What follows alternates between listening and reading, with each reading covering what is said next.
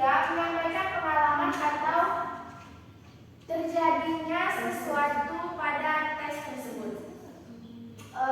Selanjutnya itu ada struktur naratif. Yang pertama itu orientasi. Orientasi bagian pembuka yang memperkenalkan latar cerita, tokoh, waktu, tempat kejadian. Yang kedua itu komplikasi. Komplikasi itu bagian yang menunjukkan munculnya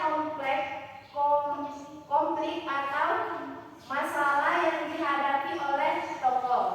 Yang ketiga itu resolusi, bagian yang berisi penyelesaian konflik. Tokoh dapat berhasil mengatasi masalah atau malah mengalami kegagalan tergantung dari isi cerita.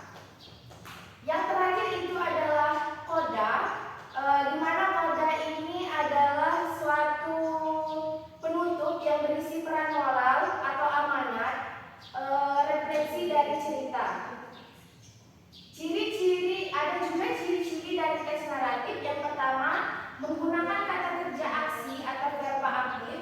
Yang kedua itu menggunakan keterangan. Selanjutnya itu ada struktur naratif. Yang pertama itu orientasi.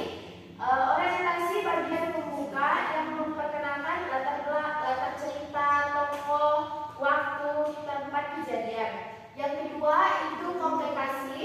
Komplikasi itu bagian yang menunjukkan munculnya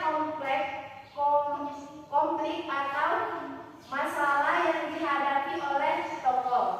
Yang ketiga itu resolusi, bagian yang berisi penyelesaian konflik.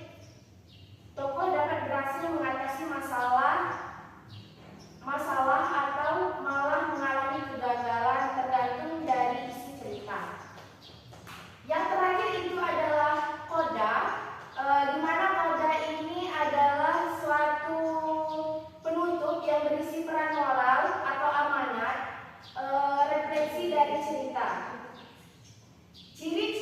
Ada juga ciri-ciri dari teks naratif. Yang pertama, menggunakan kata kerja aksi atau verba aktif. Yang kedua itu menggunakan keterangan tempat dan waktu. Yang terakhir itu menggunakan kata konjungsi.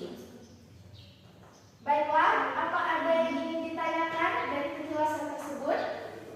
Bu, apa sih contoh dari teks naratif itu, Bu?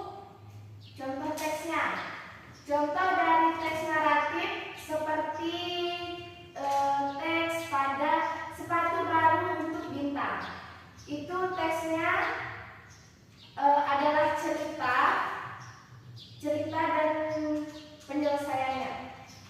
Seperti itu.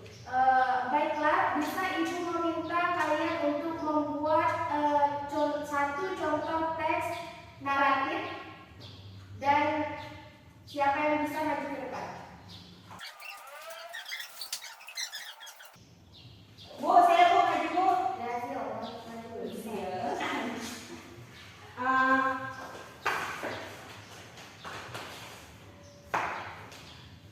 Judul yang saya temui yaitu judulnya yaitu Kucing di Atap.